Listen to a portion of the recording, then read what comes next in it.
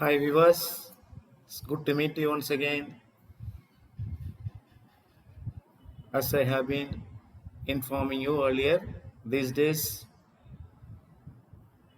I am helping you to understand few of the competitive questions for competitive examinations, especially in English, in terms of poetic device or literary device or figures of speech.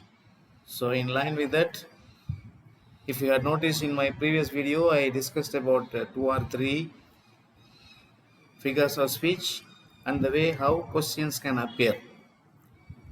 I hope you have enjoyed watching my video in those particular areas, and today is going to be the continuation of those type. And today I am here to help you to understand a few more literary or poetic devices in which quite happily I am here to help you. The questions can be asked in twisted manner, but to my knowledge, I have prepared few simple type of questions with the options, the way that the questions appear in competitive examinations these days. So therefore, pay kind attention and listen to what I am going to discuss, and you can prepare well, and then remember these questions can be asked like this also. So once I complete to some extent about 15 to 20 poetic or figures of speech, I would move on to grammar in special. So there are very many grammar items in which thousands of questions can be asked for competitive examinations, and also in vocabulary, especially idioms, phrases, phrasal verb. So every single possible question can be asked in a twisted manner, in a competitive manner. So for which I am here to help you. So I am extremely offering my sincere thanks to each and every one of you who continue to watch my channel and subscribe my channel for the newcomers, and thanks for comment.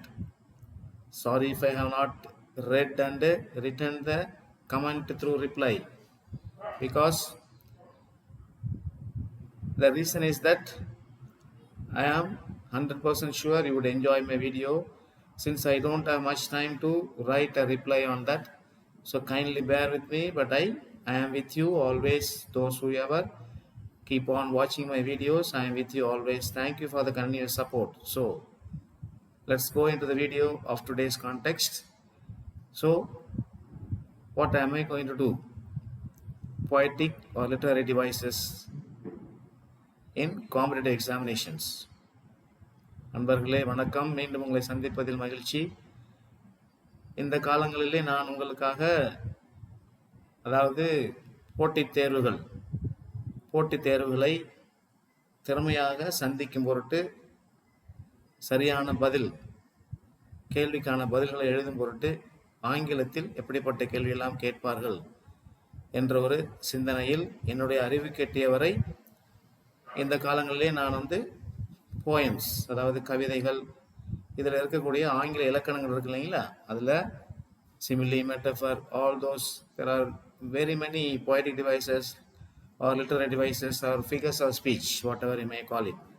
So அது எல்லாத்தையும் பற்றி discuss பண்ணிகிட்டு இருக்கிறோம். So போன வீடியோனுடைய தொடர்ச்சி தான் இன்றைக்கி நான் உங்களுக்கு ஹெல்ப் பண்ண போகிறேன். ஸோ ஒரு கொஸ்டினையும் நான் ரெண்டு விதமாக கேட்டிருக்கேன். Of course the answer is written there. சரியான ஆன்சர் உங்களுக்கு நான் சொல்லியிருக்கேங்க. அதை நீங்கள் பார்த்து இந்த கேள்விக்கு சரியான ஆன்சர் தெரிஞ்சுக்கலாம். But you must be very careful. ரொம்ப ஜாக்கிரதையாக இருக்கணும். எதில் அப்படின்னா, இந்த definitions may not be the same in terms of statement or changing of words and so on. So நான் கொடுத்துருக்குற அந்த டெஃபினிஷன் ஒவ்வொரு பொயட்டிக் டிவைஸுக்கும் ஃபிகர்ஸ் ஆஃப் ஸ்பீச்சுக்கும் வார்த்தைகள் வேணால் மாறும், but the concept would be the same for everything. So அதனுடைய நோக்கத்தில் உங்களுக்காக இதோ மீண்டும் ஒரு வீடியோவை பதிவிட ஆசைப்படுகின்றேன். வாங்க வீடியோக்குள்ளே போகலாம்.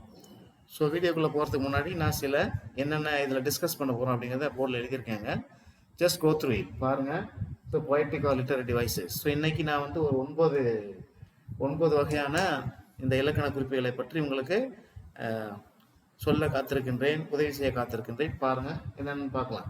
See, first one is simile, then analogy, metaphor, personification, oxymoron, anaphora, hyperbole, juxtaposition, and then enjambment. So these are the 9 various types of poetic devices that I would like to discuss with you during this video. So just as I go on explaining, you can just go through it and understand the concept of every figure of speech, and also the definition, and how the definition of each and every poetic device can be asked as a question, and then answers should be given, of course, by way of options. So therefore, pay attention very carefully and listen very carefully, and then you may give your comments, you may give your suggestions.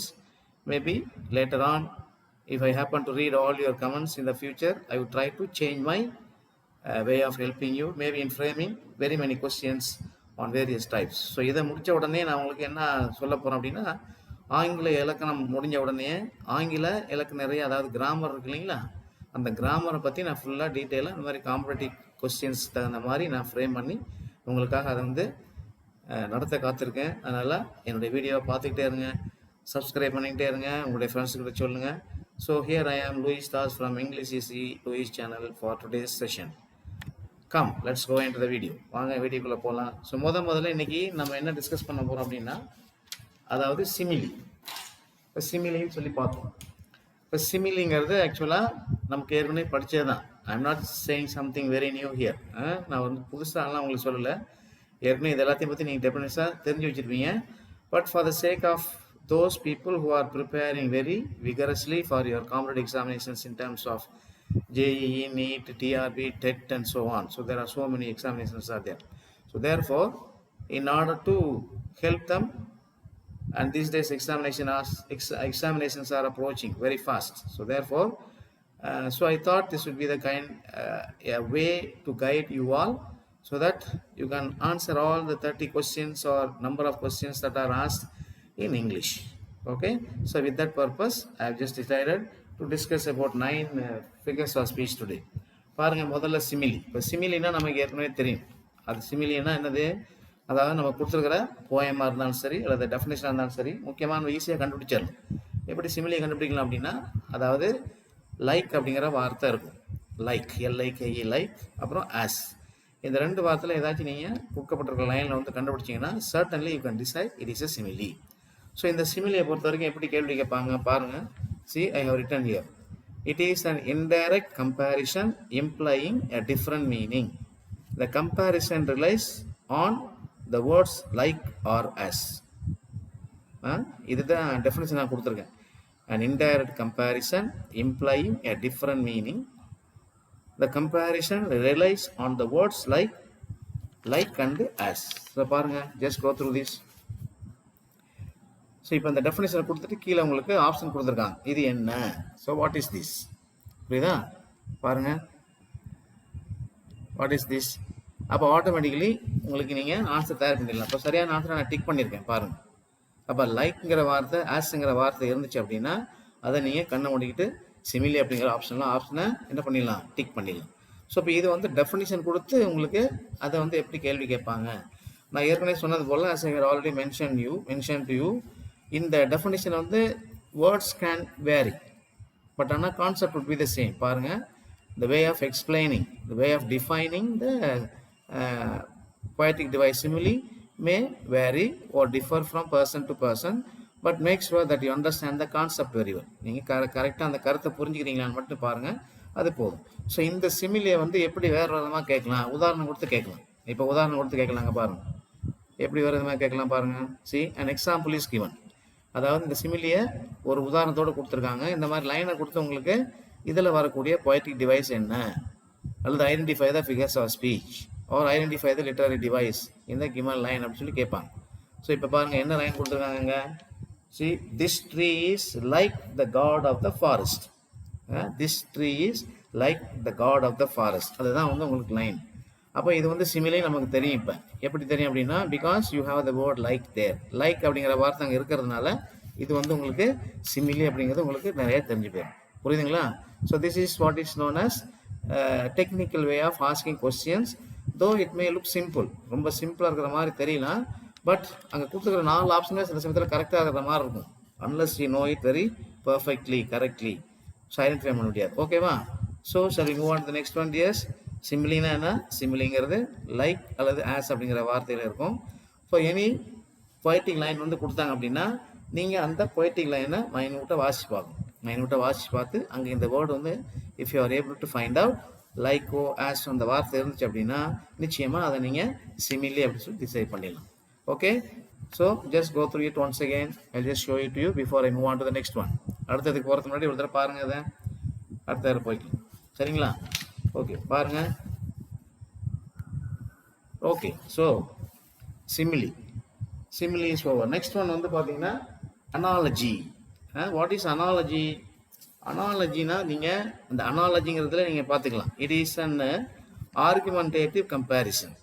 Analogy is an argumentative comparison in which the argument is made between two unlike things to advance an argument. அதாவது ஒரு ஆர்குமெண்ட்டை அட்வான்ஸாக சொல்கிறதுக்காக பயன்படுத்தப்படக்கூடிய ஒரு poetic device தான் இது. அப்போ நல்லா தெரிஞ்சுங்க. It is an argumentative comparison in which the argument is made between two unlike things. எதுக்கு? To advance an argument. அதுக்கு பேர் தான் அனாலஜி. இப்போ பாருங்க, this is it is asked here. So analogy ஆன்சரை நான் டிக் பண்ணியிருக்கேன் பாருங்க. So try to remember this.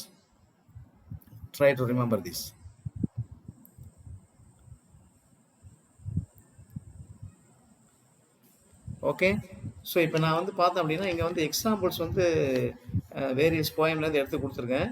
So there can be other poems you can refer to. So இந்த மாதிரி கொஸ்டின்லாம் நீங்கள் வந்து தயார் பண்ணும்போது என்ன பண்ணணும் அப்படின்னா, just have all the poems by the side of you. நிறைய poems வந்து பக்கத்தில் எடுத்து வச்சிங்க.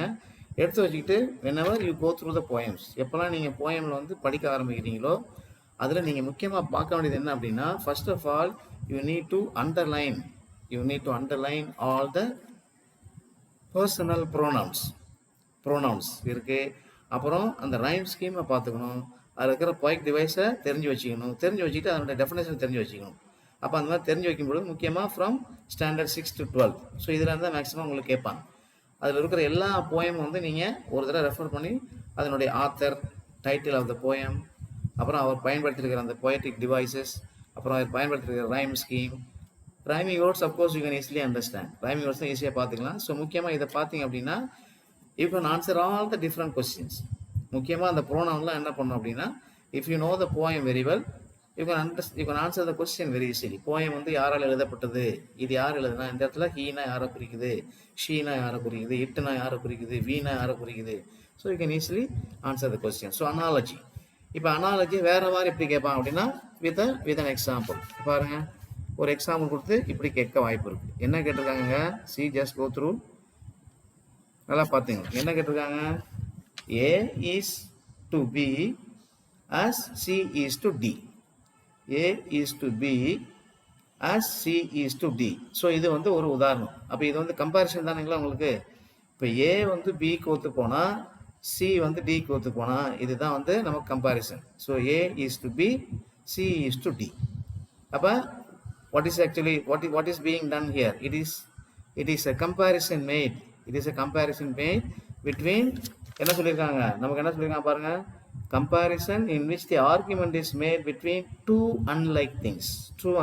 னா ரெண்டுக்கும் இடைப்பட்ட ஒரு வித்தியாசத்தை குறிப்பிட்டு தான் சொல்லியிருக்காங்க. அப்போ இங்கே பாருங்க, நீங்கள் the above comparison is an example of கேள்வி கேட்டிருக்காங்க பாருங்க. So this can be asked like this. The above example is an example for the poetic device analogy. See பாருங்க. அதே போல் நீங்கள் இன்னொன்று தெரிஞ்சுக்கணும். ஸோ நான் வந்து இந்த ஆப்ஷன் வந்து எப்படி கொடுத்துருக்கேன் அப்படின்னா, ஏதாவது ஒரு கரெக்டான ஆன்சர் கொடுத்து அதில் வேறு poetic deviceலாம் கொடுக்கலாம். ஸோ அப்போ உங்களுக்கு கரெக்டான ஆன்சர் தெரிஞ்சுன்னா you can straight away write the correct answer, tick the correct answer or mark the correct answer in QR codes and so on. So பாருங்க, அப்போ இதுதான் வந்து உங்களுக்கு கம்பேரிசன். இப்போ கம்பேரிசன் வந்து it is an argumentative comparison. எங்கே என்ன argue பண்ணுறாங்கங்க? இப்போ ஏ ஈஸ் டு பி, அப்போ சி யூஸ் டு டி, இதான் வந்து ஆர்குமெண்ட். ஸோ இந்த ஆர்குமெண்ட் வந்து அன்லைக் திங்ஸில் கம்பேர் பண்ணி வச்சுருக்காங்க. இப்போ இந்த மாதிரி ஒரு கம்பேரிசன் கொடுத்து உங்களுக்கு இதில் என்ன வந்து டிவைஸ் அடங்கியிருக்கு அப்படின்னா it is an analogy. Analogy is analysing. பார்த்துங்க. Okay, so I hope you understand this. So we move on to the next one. இப்போ இது முடிச்சாச்சு. நம்ம analogy is over. Third one பார்த்தீங்கன்னா உங்களுக்கு இது வந்து நம்ம வழக்கமாக அடிக்கடி பார்ப்போம். மெட்டஃபர் புரியுதுங்களா? இப்போ மெட்டஃபர் அப்படிங்கிறது மெட்டஃபர் வந்து மெட்டஃபருக்கு சிமிலிக்கு ஒரு கனெக்ஷன் இருக்கும். மெட்டஃபருக்கு சிமிலினா என்ன அர்த்தம்? இப்போ சிமிலி என்ன பார்த்தோம் அப்படின்னா அந்த வேர்ட்ஸ் ஆஸ் அல்லது லைக் அப்படின்னு பார்த்தோம்னா அது சிமிலின்னு கண்டுபிடிச்சாலும். இப்போ மெட்டஃபர் வந்து பார்த்தீங்கன்னா it is a comparison. Again it is a statement in which two objects of an unrelated are compared. ரெண்டுக்கு சம்மந்தம் இல்லாத ஒரு ஆப்ஜெக்டிவோ ஒரு பொருளையோ வச்சு கம்பேர் பண்ணுவாங்க. அதில் வந்து பார்த்தீங்கன்னா ஏதோ ஒன்று சுப்பீரியராக இருக்கும். பட் அந்த கம்பேரிசன் வந்து முரண்பாடான கம்பேரிசனாக இருக்கும். இதுதான். இப்போ உதாரணத்துக்கு பாருங்களேன். இப்போ when I say I am a tiger அப்படின்னு சொன்னால் இட் இஸ் மெட்டஃபர். இப்போ ஐ ஆம் லைக் எ டைகர் அப்படின்னா அது வந்து சிமிலி. புரியுதுங்களா? ஸோ ஐ ஆம் அ டைகர் அப்படின்னா மெட்டஃபர். ஸோ ஐ ஆம் லைக் எ டைகர் அப்படின்னா அது வந்து சிமிலி. இப்போ ஐ ஆம் அ டைகருங்கிறது மெட்டஃபர் சொல்லி எப்படி தெரியுது அப்படின்னா பிகாஸ் நான் வந்து ஒரு டைகர் அப்படிங்கிறது மெட்டஃபர் ஆயிடும். ஏன்னா you see the comparison between a human being and an animal. இப்போ ஐ ஆம் லைக் எ டைகர் அப்படின்னா என்ன அர்த்தம்? அந்த லைக்ங்கிற வார்த்தை நான் வந்து புலியை போல இருக்கிறேன். புரியுதுங்களா? ஸோ அப்போ அது வந்து சிமிலி. அந்த போல இல்லாமல் இருந்துச்சுன்னா, லைக் இல்லாமல் இருந்துச்சுன்னா மெட்டஃபர் ஆயிடும். So that is the easiest way that you can identify whether it is metaphor or simile. பாருங்க, இப்போ எப்படி கேட்டுக்கலாம் பாருங்களேன். So this is an example of a metaphor. Metaphor சொல்லியிருக்காங்க பாருங்க. So what is a metaphor? given பாருங்க. A statement in which two objects often unrelated are compared to each other. இது என்னது அப்படின்னு சொல்லி கேட்பாங்க. ஸோ இது என்னது சொல்லி கேட்டாங்கன்னா you can easily understand that it is a metaphor. Okay, so this is how the questions can be asked. பாத்தீங்க நல்லா. இப்போ இதை எக்ஸாம்பிள் கொடுத்து எப்படி கேட்பாங்க அப்படின்னா choose the appropriate figure of speech given in the line given in the line. Okay, so choose the appropriate. இப்போ ஒரு எக்ஸாம்பிள் கொடுத்து கேட்டிருக்காங்க. choose the alright. சரி பாருங்க, ஒரு லைன் எக்ஸ்ட்ரா வந்துச்சு பாருங்க. இப்போ choose the appropriate figure of speech given in the line below. பாருங்க என்ன கொடுத்துருக்காங்க example. this tree is the god of the forest. பாருங்க, this tree is the god of the forest. அப்போ யாருக்கு யார் கூப்பிடுறாங்க? கடவுளுக்கும் காட்டுக்கும் கூப்பிடுறாங்க. கடவுளை காடுன்றாங்க. காட் ஆஃப் த ஃபாரஸ்ட்னா இந்த காடு தான், அதாவது எல்லா காடுகளை விட எல்லா காடுகளுக்கும் தலைவர் அல்லது தலைவின்னு சொல்லலாம். புரியுதா? ஸோ அப்போ see the comparison unrelated. So this is what is known as metaphor. Option வந்து என்ன வேணாலும் கொடுத்துக்கலாம், but make sure that you have the correct answer there. Okay, so that is what metaphor is all about, my dears. Metaphor. போலாமா? அடுத்தது போலாங்களா? see we'll move on to the next one. அடுத்தது என்னன்னு பார்த்தீங்கன்னா, அடுத்தது வந்து see metaphor is over. Next one is personification. Personification வந்து எப்படி இருக்கும்? Personification it's again poetic device in which animals, அப்புறம் plants or even inanimate objects are endowed with human characteristics. இங்கே அப்படி தான் ஏறக்குறைய மெட்டஃபர் மாதிரி இருக்கும். அதாவது comparison is done between unequal things. அப்போ ஹியூமன் வந்து animated things with comparison is made between animated and non-animated things. அதான் சொல்ல வராங்க பாரு. It is a poetic device in which animals, plants or even inanimate objects are endowed with human characteristics. அதுக்கு பேர் தான் personification அப்படிங்கிறது. இது மாதிரி நிறைய poetic வந்து இந்த personifications நிறைய பயன்படுத்துவாங்க பாருங்க. So this is how a question can be asked in a competitive examination. அப்போ அந்த டெஃபினிஷன் வந்து உங்களுக்கு தெரிஞ்சிருந்தா போதும். If a comparison made between animals, plants or other things in an extraordinary manner அது வந்து இட் இஸ் எ பெர்சானிஃபிகேஷன். பாருங்க, அப்போ you can easily understand. C, இப்போ இதை வந்து எப்படி எக்ஸாம்பிளோட கேட்கலாம் அப்படின்னா, சி இங்கே சொல்கிறாங்க பாரு, I am the poem of earth, said the voice of the rain, said the voice of the rain, eternal I rise, impalpable out of the land and the bottomless sea. So இது வந்து voice of the rain அப்படிங்கிற ஒரு போயம்லேருந்து எடுக்கப்பட்டிருக்கு. பாருங்கள், this is an example of a poetic line. So இந்த மாதிரி poetic lines from the poem கொடுத்து உங்களுக்கு என்ன பண்ணுவாங்க அப்படின்னா, அதுக்கு கீழே உதாரணம் கொடுப்பாங்க. What kind of a literary device that is used by the poet in the lines given there. அப்போ this is personification. பாருங்க, see, so this is what is known as personification. பார்த்துக்கிறீங்களா? அப்போ you can just always go through and repeat the video. பாருங்க, so இந்த மாதிரி கேட்கறதுக்கு நிறைய வாய்ப்பு இருக்கு. ஓகேங்களா? So shall we move on to the next one? I hope you are with me. என்னோட இருக்கிறீங்கன்னு சொல்லி எனக்கு நம்பிக்கை இருக்கு. பாருங்க, இன்னும் நிறைய இவன் நம்ம பார்த்துட்டே போகணும். அடுத்தது பாருங்க, அடுத்தது வந்து பார்த்தீங்கன்னா ஆக்சிமோரான். ஆக்சிமோரான் இப்போ மேக்ஸிமம் நான் வந்து இந்த டிஸ்கஸ் பண்ணுற எல்லா பொயட்டிக் டிவைஸ், லிட்டரரி டிவைஸ்லாம் எங்கே இருக்கும் அப்படின்னா, உங்களுடைய மேபி 11th 12th புக்ஸில் வரக்கூடிய எல்லா போயத்துலேருந்து வரக்கூடிய இந்த டிவைசஸ் தான் எல்லாமே பெரும்பாலும் கேட்குறாங்க. ஸோ அப்போ அதை தான் வந்து மெயினாக நான் வந்து மைண்டில் வச்சுக்கிட்டு இதை ப்ரிப்பேர் பண்ணியிருக்கேன். ஸோ நெக்ஸ்ட் வந்து பார்த்தீங்கன்னா ஆக்சிமோரான்.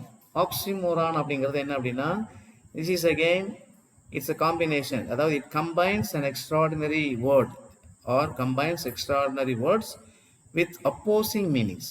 அதாவது ஆப்போசிட் மீனிங் மாதிரி வந்து என்ன பண்ணுவாங்க, அதை வந்து கம்பேர் பண்ணுவாங்க. So it may seem illogical at first.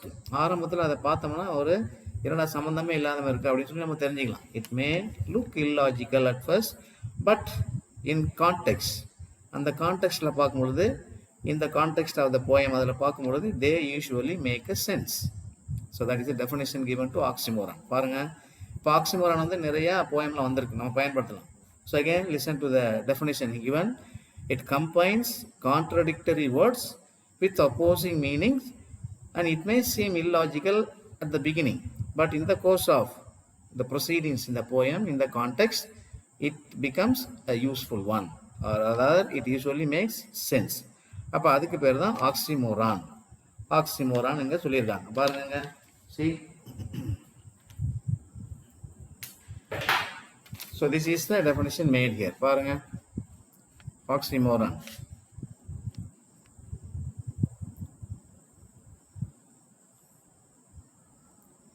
புரியுதுங்களா? ஓகே, ஸோ இதை வந்து எப்படி வந்து உதாரணத்தோட கேட்கலாம். Again I am telling you, உதாரணம் வந்து இந்த எக்ஸாம்பிள்ஸ்லாம் வந்து வேறு போயம்லேருந்து நிறைய இடத்துல கேட்பாங்க. ஸோ அன்லெஸ் யூ ஆர் தரோ வித் ஆல் த போயம்ஸ், இதெல்லாம் வந்து உங்களுக்கு ஹெல்ப் மாதிரி தான். எந்த மாதிரி கேள்வி கேட்பாங்க அப்படிங்கிறது ஹெல்ப் மாதிரி தான். இப்போ ஆக்சிமோரானுக்கு வந்து நீங்கள் பொயட்டிக் டிவைஸில் உதாரணத்தோடு கேட்குறாங்க அப்படின்னா, ஸோ இங்கே நான் வந்து ஒரு மாடல் காமிச்சிருக்கேன் பார். The sea holiday was her past time in her laughter both way with the leopard ease of laws. So இங்கே என்ன பொயட்டிக் டிவைஸ் வந்து அப்போஸ் பண்ணியிருக்கு, என்ன பொயட்டிக் டிவைஸ் வந்து எம்ப்ளாய் பண்ணியிருக்கார் போயட் அப்படின்னு சொல்லி பார்க்குறப்ப திஸ் இஸ் அன் ஆக்சிமோரான். இப்போ ஆக்சிமோரானுக்கு டெஃபினேஷன் கொடுத்துருக்க எக்ஸாம்பிளுக்கு என்ன வித்தியாசம்? It combines contradictory words. So what are the contradictory words here? So was her past time in her laughter both way with laboured ease of laws. So எதை compare பண்ணுறாங்க? See, her past time and her laughter, சிரிப்பையும் அவங்களுடைய கடந்த காலத்தையும் எப்படியே compare பண்ணுறாங்க. பார்த்தீங்கன்னா அந்த வகையில் பார்க்கும்பொழுது both rye with laboured ease of loss. அப்போ எல்லாமே வந்து ஒரு முரண்பாடான கருத்துக்களை உள்ளதாக இருக்குங்க. அப்போ அதுக்கு பேர் தான் இதை வந்து ஆக்சிமோரான் அப்படின்னு சொல்கிறாங்க. ஏன்னா அந்த மீனிங் தெரிஞ்சு வச்சுங்க. It combines contradictory words. What are contradictory here? Contradictory என்ன இருக்குங்க பாருங்க, பாஸ்ட் டைம் அப்புறம் laughter, past time and laughter. So the comparison made between these two realities. அப்போ அது வந்து it is an oxymoron. So just once again go through பார்த்துங்க. Okay, maybe I show you once more. பார்த்துங்க நல்லா. நான் இதை வந்து உங்களுக்கு டைப் பண்ணி காமிக்க விரும்பல. ஏன் அப்படின்னா, because when I refer to many things and start preparing notes, இந்த மாதிரிலாம் டெஃபினேஷன் எழுதும் பொழுது it is easy for you to get a clear understanding. முன்னாடி பார்த்தீங்கன்னா உங்களுக்கு தெரியும். அப்போ the more risk you take in your preparation, the more happy you would feel later on. So அதை மைண்டில் வச்சு தான் நான் வந்து இந்த மாதிரி எல்லாத்தையும் வந்து ஸ்கெட்சில் உங்களுக்கு எழுதி டைரெக்டாக ஸ்க்ரீனில் காமிக்கிறேன். இப்போ டைப் பண்ணி போகாமல் அதில் வந்து இதெல்லாம் உங்களுக்கு ஈஸியாக இருக்கும்னு நினைக்கிறேன். ஓகே, நெக்ஸ்ட் ஒன் போகலாங்களா? இப்போ personification over, oxymoron is over. Next one வந்து anaphora. Anaphora, what is anaphora? Anaphora again இது ஒரு poetic device. So it is a reference to two consecutive lines beginning with lets. Lets அப்படிங்கிற வார்த்தையை கொண்டு ஆரம்பிக்கும். அப்படி இல்லைன்னா என்ன சொல்கிறாங்க அப்படின்னா it can be a repetition of the phrase at the beginning of a consecutive lines. அதாவது முதல் லைனும் அடுத்த லைனும் ஒரே வார்த்தையை கொண்டு ஆரம்பிக்கும், ஒரே வார்த்தைகளை கொண்டு ஆரம்பிக்கும் அல்லது ஒரே ஃப்ரேஸை கொண்டு ஆரம்பிக்கும். அதுக்கு பேர் தான் அனஃபோரா அப்படிங்கிறாங்க. It is a definition given to the device anaphora. அப்போ அப்படிங்கிறப்ப அது வந்து உதாரணம் பாருங்கள். It refers to consecutive ideas. பார்த்துங்க எப்படி கேள்வி கேட்கலாம் இதில் பாருங்கள். See just go through. So this is an example. You can just notify it. See, what is the definition given there? It refers to two consecutive lines beginning with let's and repetition or the repetition of the phrase of the beginning of the consecutive lines. At the beginning of a consecutive lines. இதுதான் வந்து definition. இப்போ இதை base பண்ணி பார்த்தீங்கன்னா உங்களுக்கு ஒரு உதாரணத்துக்கு எடுத்துருக்கேன் பாருங்கள். இந்த போயட்டிக் லைன்ஸ் பாருங்கள் என்னென்ன கேட்டிருக்காங்க. Let's not speak in any language, let's not stop for 1 second. So அந்த வார்த்தை எதில் ஆரம்பிக்குது? லெட்ஸ் அப்படின்னு ஆரம்பிக்குது. ஸோ இது வந்து உதாரணம் தான். லெட்ஸ் அப்படிங்கிற வார்த்தையை கொண்டு ஆரம்பிக்குது. இந்த லெட்ஸ்னு ஆரம்பிச்சுக்கிறப்ப இது மட்டும் இல்லாமல் என்ன சொல்லியிருக்காங்க? There can be consecutive phrases also. அதாவது ஒரே வார்த்தை திரும்ப வரும். Was it the day, was it the way, நிறைய பாயிண்ட்லாம் வந்திருக்கு அந்த மாதிரி. So was it not the day அல்லது வாஸ் இட் த டே. அப்போ வந்து when did I lose my identity ஒரு பாயிண்ட்ல வருங்க இல்லைங்களா? Excuse me. ஸோ அப்போ அந்த மாதிரி ஃப்ரேஸோ அல்லது ஒரு வார்த்தையோ வந்து ரெப்படிஷனாக வரும்பொழுது அது மட்டும் இல்லை பிகினிங்கில் லெட்ஸ் அப்படிங்கிற வார்த்தை வந்துச்சுன்னா it's an example of an anaphora. பாருங்க. C okay, just go through it. இன்னொரு காமிக்கிறேன் பார்த்துங்க. alright, excuse me.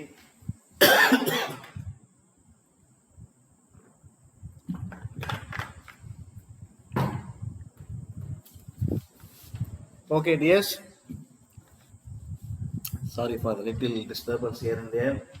Okay, so next one we move on to hyperbole. Hyperbole அப்படின்னா என்ன? What is hyperbole? Hyperbole, it is a statement or a description that refers to any sort of exaggerated action. அதான் சொல்ல வராங்க. So the definition given to hyperbole, it is nothing but a statement or a description that refers to any sort of exaggerated action. அதான் வந்து அதனுடைய definition. பாருங்க definition பாருங்க. exaggerated action. Again it is a comparison only. பாருங்க. See, so this is what is known as hyperbole. இப்போ இது வந்து உதாரணத்தோட எப்படி கேட்பாங்க அப்படின்னா, see I have given this. பாருங்க. You are the king of the kitchen. I am so hungry I could not eat a horse. பாருங்க எவ்வளோ ஒரு வித்தியாசமான கம்பாரிசன் இருக்கு பாருங்க. A comparison that cannot be explained, not explained actually. Imagine, incomparable imagination here.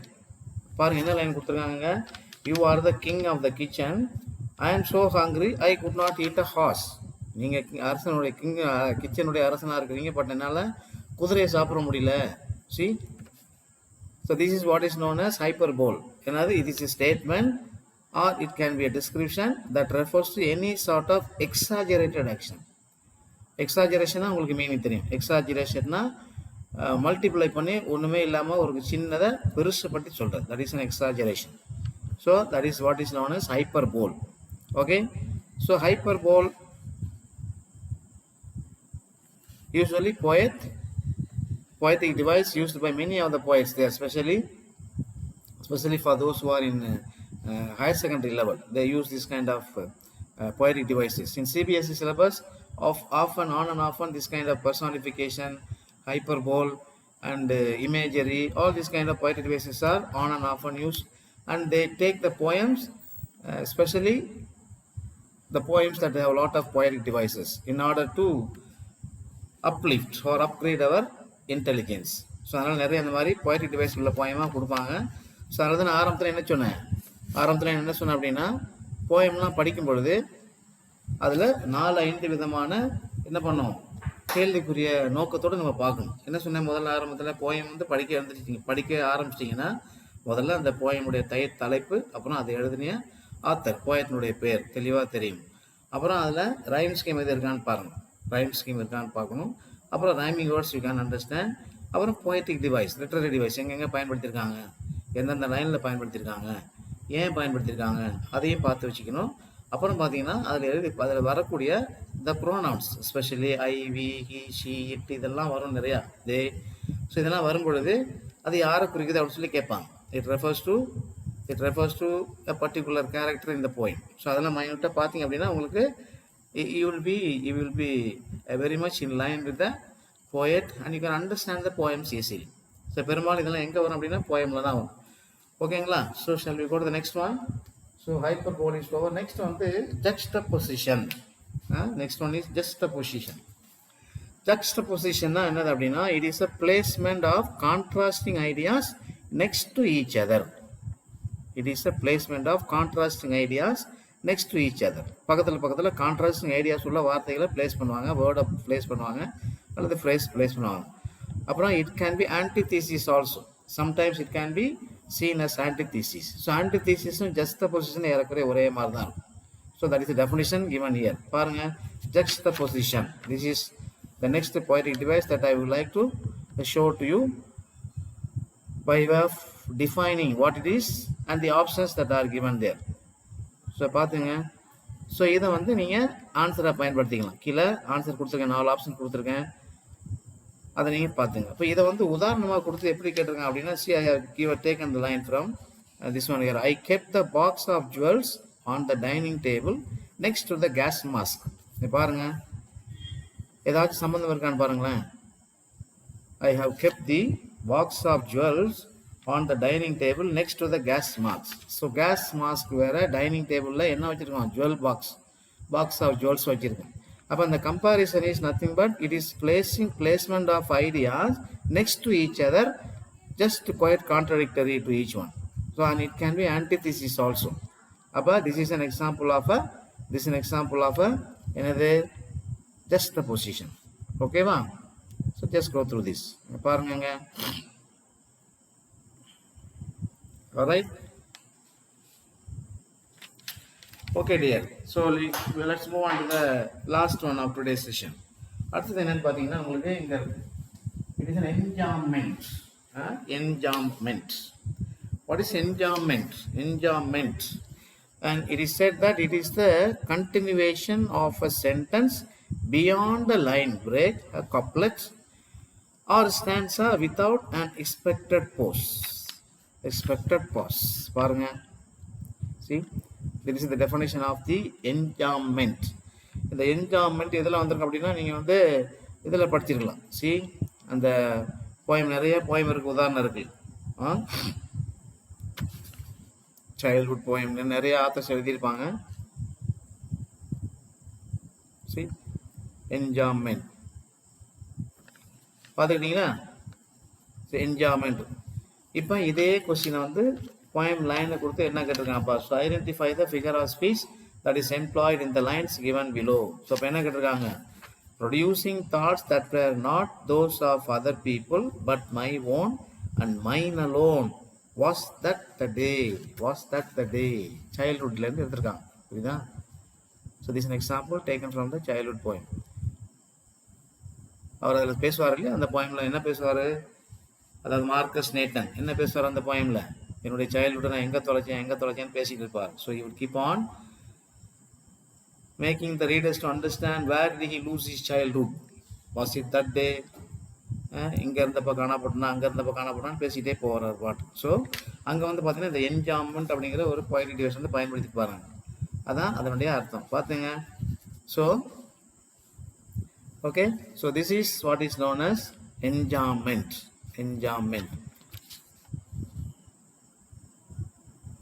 Okay, பாருங்க இங்கே பார்த்துங்க one more time. Okay dear, so that's what I have for you today. So we have discussed about 9 poetic or literary devices, my dears, and all these can be twisted in many other ways also. I don't say that this is the only way that the questions can be asked in terms of poetic device or literary devices. இது மாதிரி தான் கேட்பாங்க அப்படின்னு கிடையாது. But இது வந்து ஒரு model. எப்படி இந்த கொஸ்டின் எல்லாம் நீங்கள் வேறு விதமாக வந்து பயனுள்ள விதத்தில் கேட்கப்படலாம் அப்படிங்கிற ஒரு யூகத்தில் நான் வந்து ப்ரிப்பேர் பண்ணி உங்களுக்கு சொல்லி கொடுத்துட்ருக்கேன். இப்போ இந்த மாதிரிலாம் உங்களுக்கு நீங்கள் வேரியஸ் ஒரே ஒரு டாபிக் எடுத்துகிட்டு அந்த டாபிக் ஆன்சராக வச்சுக்கிட்டு பலவித முறையில் நீங்கள் வந்து கொஸ்டின் கேட்டு பார்த்தீங்கன்னா உங்களுக்கு many things வந்து கிளியர் ஆகும். So that's what my intention is. So therefore maybe 1 or 2 more videos I'll discuss a few more poetic or literary devices before I move on to the grammar as such. ஏன்னா கிராமருக்கு போயிட்டோம் அப்படின்னா அது வந்து ஏகப்பட்ட variations இருக்கும், அதில் methodology இருக்கும். இப்போ ஒரு உதாரணத்துக்கு பார்த்தீங்கன்னா if I take for example என்னது எடுத்துக்கலாம், ஒரு பார்ட்ஸ் ஸ்பீச் எடுத்துக்கலாம் வச்சுங்களேன், நவுன் எடுத்துக்கலாம். இப்போ நவுன் எடுத்துக்கிட்டால் கூட அதில் questions can be asked in various ways. அந்த நவுன் வச்சுட்டு எப்படிலாம் கொஸ்டின் ட்விஸ்ட் பண்ணி கேட்பாங்க. மேபி வேர்டு கொடுத்து இது என்ன நவுன் கேட்கலாம், ஒரு சென்டென்ஸ் கொடுத்து அதில் இந்த நவுன் அண்டர்லைன் பண்ணிக்கிறது எந்த பார்ட்ஸ் ஆஃப் ஸ்பீச்சுன்னு கேட்கலாம். ஸோ அது மாதிரிலாம் நிறைய கொஸ்டின்ஸ் ப்ரிப்பேர் பண்ணி I will come and deal with videos coming in the later part of this session here. So அதனால் என்னுடைய வீடியோ முழுசாக பாருங்கள், பார்த்துக்கிட்டே இருங்க. வீடியோ வந்து முழுசாக பாருங்கள். தென் வந்து you can understand the concept அல்லது கண்டென்ட் ஆஃப் த வீடியோ. அப்போ இதில் ஏதாச்சும் டவுட் இருந்துச்சுன்னா வந்து இதில் வந்து இந்த மாதிரி போயம் நடத்தியிருக்கிற பொழுது இந்த மாதிரி poetic devices நிறைய நான் முன்னாடி டிஸ்கஸ் பண்ணியிருக்கேன். So I had already discussed a few of these poetic devices when I was giving the meaning to various poems. அப்போ அந்த மாதிரி நீங்கள் இன்னொரு வீடியோ பார்த்தீங்கன்னா poetic devicesனே ஒரு வீடியோ போட்டிருக்கேன். அதை நீங்கள் போய் ரெஃபர் பண்ணி பார்த்தீங்கன்னா உங்களுக்கு தெரியும். So therefore